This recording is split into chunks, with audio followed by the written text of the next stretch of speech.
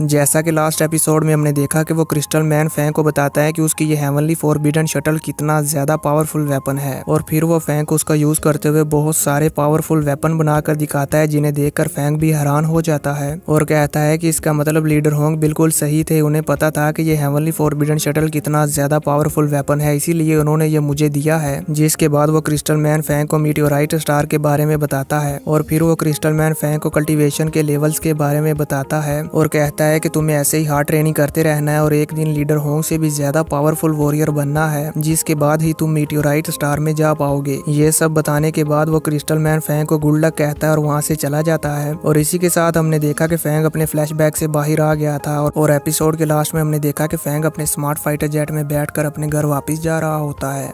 अब आगे episode start होता और हम जियांगनान बेस सिटी का व्यू देखते हैं, जिसके बाद हम फैंग के विला को देखते हैं। तभी वहां पर फैंग का स्मार्ट फाइटर जेट भी बड़ी ही स्पीड के साथ विला के ऊपर आकर रुकता है, जिसे फैंग के विला पर मौजूद सिक्योरिटी गार्ड्स भी देख लेते हैं और उन्हें लगता है कि ये कोई एनिमी है, इसलिए वो अटैक के लिए रेडी हो जाते हैं। जिसके बाद हम देखते हैं कि फैंग बड़ी ही स्पीड के साथ अपने स्मार्ट फाइटर जेट से बाहर आकर अपने विला में आ जाता है। जैसे ही फैंग अपने विला में आता है तो वहाँ पर मौजूद वो सिक्योरिटी गार्ड फैंग को चारों तरफ से घेर लेते हैं और उसे गन पॉइंट पर कर लेते हैं। तभी वहाँ पर फायर हैमर टीम का कैप्टन भी बड़ी स्पीड के साथ आता है कि ये कौन आ गया और जैसे ही वो फैंग को वहां पर देखते हैं तो वो बहुत ही ज्यादा खुश हो जाते हैं और भागकर फैंग के पास आ जाते हैं और कहते हैं लुवो फैंग तुम फाइनली आ गई। और वो इतने ज्यादा खुश होते हैं कि वो फैंग को गले से लगाकर उठा लेते हैं। तो फैंग उनसे कहता है कैप्टन यहाँ पर ये सब लोग कौन है। फैंग अभी ये कह ही रहा होता है कि तभी वहाँ पर ब्रदर जैंग की भी आ जाता है और वो फैंग को बताते हैं कि ये सब लोग यहाँ पर स्पेशल डिपार्टमेंट से आए हैं जो कि तुम्हारी फैमिली को प्रोटेक्ट कर रहे हैं। इन सब लोगों को तुम्हारे ब्रदर ने ही अपनी फैमिली को प्रोटेक्ट करने के लिए रखा हुआ है। ये सुनकर फैंग भी खुश हो जाता है। तभी फायर हैमर टीम का कैप्टन फैंग के कंधे पर हाथ रखते हुए कहता है फैंग तुम अभी वापस आए हो, इसलिए तुम्हें जल्दी से अंदर जाकर अपनी फैमिली से मिलना चाहिए। यहाँ पर और ज्यादा टाइम वेस्ट मत करो। ये सुनकर फैंग कहता है जी हाँ कैप्टन, और वह जल्दी से अपने घर में चला जाता है। और घर जाकर फैंग कहता है मदर फादर मैं वापस आ गया। तभी वो अपनी मदर को देखता है जो कि वहाँ पर बर्तन धो रही थी और वो जैसे ही फैंग को देखते हैं वो काफी हैरान हो जाती है और खुश भी होती है। जैसे ही फैंग उन्हें देखता है तो वो दौड़कर अपनी मदर के पास चला जाता है और कहता है मदर आपको क्या हुआ,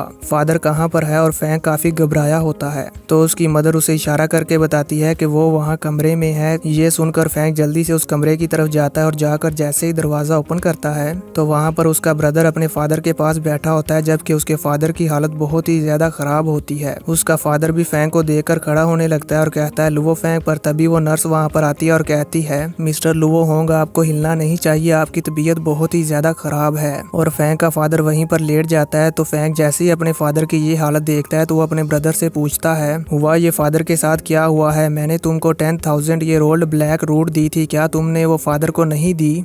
ये सुनकर हुआ भी उदास हो जाता है और कहता है ब्रदर फैंग ये सब कुछ लियाओ की वजह से हुआ है। आज से 3 महीने पहले लियाओ ने हमारी फैमिली के साथ डील करने के लिए बहुत ही बुरे बुरे तरीकों को अपनाया है। ये सब कुछ आज से 3 महीने पहले शुरू हुआ जब लियाओ ने एचआर अलायंस के साथ मिलकर हमारी फैमिली को बहुत ही बुरी तरह से टॉर्चर किया है। वो इसलिए क्योंकि वो डायरेक्टली जिक्जियन मार्शल हॉल के वॉरियर की फैमिली को नुकसान नहीं पहुंचा सकता और ना ही उन्हें किल कर सकता है, इसलिए उसने हमारी फैमिली को टॉर्चर करने के लिए अलग अलग तरीकों का इस्तेमाल किया। लेकिन ये मेथड जो उसने इस्तेमाल किए हैं ये बहुत ही ज्यादा घटिया थे और ये तरीके जो उसने आजमाए हैं ये तो मर्डर करने से भी ज्यादा पेनफुल हैं, इसलिए मेरे पास और कोई रास्ता नहीं था। तो मैंने आपकी उन ओल्ड ब्लैक रूट्स को इस्तेमाल करते हुए उन्हें एक्सचेंज कर लिया और बैंक 1 का शेयर होल्डर बन गया। और फिर जब मैं बैंक 1 का शेयर होल्डर बन गया तो इसीलिए मैं अपनी फैमिली को प्रोटेक्ट करने के लिए ये स्पेशल डिपार्टमेंट के सोल्जर्स को रख पाया हूँ। और इसके अलावा फायर हैमर टीम के कैप्टन और ब्रदर जैंग की ने अपनी जॉब्स को छोड़ दिया सिर्फ हमारी फैमिली को प्रोटेक्ट करने के लिए। लेकिन फिर भी लिया उन्हें हमसे बदला लेने के लिए अलग अलग तरीकों का इस्तेमाल किया, जबकि उसे पता भी है कि मैं बैंक 1 का शेयर होल्डर हूँ और हमारी फैमिली को स्पेशल डिपार्टमेंट की फोर्सेस प्रोटेक्ट कर रही हैं। लेकिन फिर भी वो हम पर कोई ना कोई सीक्रेट अटैक करता ही रहा है। ये जो फादर की ऐसी हालत हुई है ये भी लियाओ की वजह से ही हुई है, उसने सीक्रेटली फादर पर अटैक करवाया।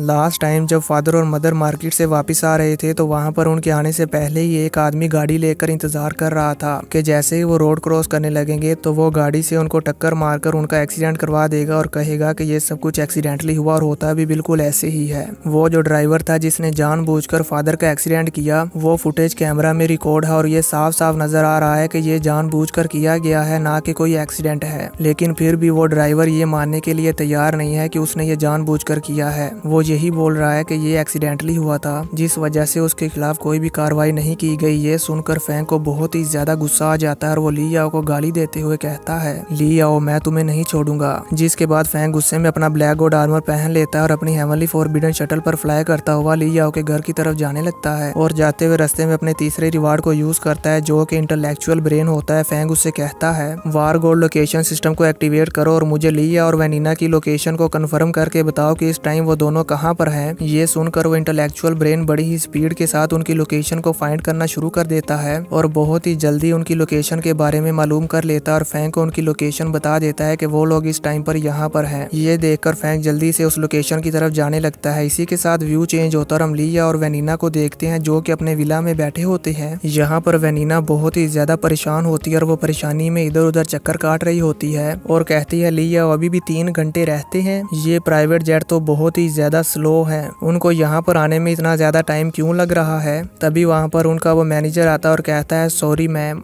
आपने बोलिनाज फैमिली से प्राइवेट इंटेलिजेंट फाइटर जेट मंगवाए हैं जो कि यहाँ से बहुत ही ज्यादा दूर हैं और बोलिनाज फैमिली के जो प्राइवेट इंटेलिजेंट फाइटर जेट हैं वो सिर्फ यूरोप से ही यहाँ पर आ सकते हैं, इसलिए उन्हें यहाँ पर आने में टाइम लगेगा। ये सुनकर वेनिना कहती है, लिया कि हम लोग यहाँ से ऑर्डिनरी फ्लाइंग फाइटर जेट्स पर बैठकर नहीं जा सकते, हमें उनमें बैठकर यहाँ से जल्द से जल्द निकल जाना चाहिए। ये सुनकर लिया कहता है कि नॉर्मल फाइटर जेट पर इतना ज्यादा लंबा सफर तय करना बहुत ही ज्यादा डेंजरस हो सकता है। वो इसलिए क्योंकि तुम्हें भी पता है कि रास्ते में कितने ज्यादा खतरनाक फ्लाइंग मोस्टर्स फाइटर जेट्स पर अटैक कर देते हैं, तो इसलिए नॉर्मल फाइटर जेट का उनके अटैक के सामने सर्वाइव कर पाना बहुत ही ज्यादा मुश्किल है और हम लोग यूं अपनी लाइफ को रिस्क पर नहीं डाल सकते। ये सुनकर वेनिना को बहुत ही ज्यादा गुस्सा आ जाता है और वो लिया के हाथ में पकड़े हुए वाइन के गिलास को झटक देती है और कहती है कि क्या तुम्हें दिखाई नहीं दे रहा कि लुवो फैंग को बाहर आए हुए कितना टाइम हो गया है। जैसे ही उसे हमारे बारे में मालूम होगा तो वो बहुत ही स्पीड के साथ हमारी तरफ आएगा और हम पर अटैक करेगा, इसलिए हमें और ज्यादा टाइम वेस्ट नहीं करना चाहिए और यहाँ से जितनी जल्दी हो सके निकल जाना चाहिए। तो लिया उसे कहता है, रिलैक्स, तुम्हें इतना ज्यादा गुस्सा करने की जरूरत नहीं है, ये जियांग नान बेस सिटी है और मुझे नहीं लगता कि लुवो फैंग यहाँ पर आकर हम पर अटैक करने की हिम्मत करेगा।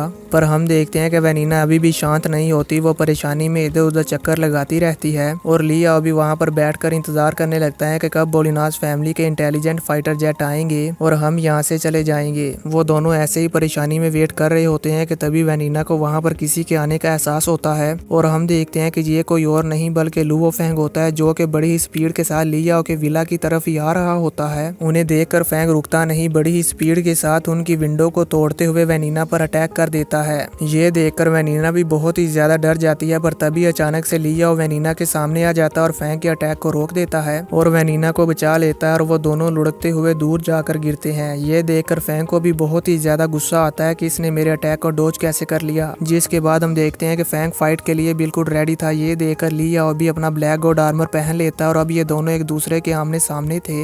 ये देखकर वेनिना भी अपना आर्मर पहन लेती है और फैंग पर अटैक करने के लिए रेडी हो जाती है और कहती है, लुवो फैंग, तुम्हारी इतनी हिम्मत कि तुम हमारे ही घर में आकर हम पर अटैक करो। जिसके बाद लिया कहता है, लुवो फैंग, मुझे लगता है कि अब तुम्हें अपनी जिंदगी प्यारी नहीं रही, इसीलिए तुम यहाँ पर हम पर अटैक करने के लिए आ गए। ये कहते साथ ही लिया फैंग पर अटैक कर देता है और इन दोनों के दरमियान एक बहुत ही ज्यादा आइकॉनिक लेवल की फाइट स्टार्ट हो जाती है और ये हम देखेंगे नेक्स्ट एपिसोड में। इसी के साथ ये एपिसोड